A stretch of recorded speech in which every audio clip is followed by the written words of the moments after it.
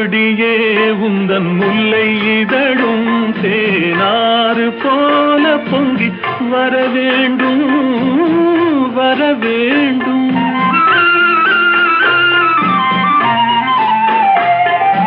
அல்லிக்கொடியே உந்தன் முல்லை இதழும் தேனாறு போல பொங்கி வர வேண்டும்.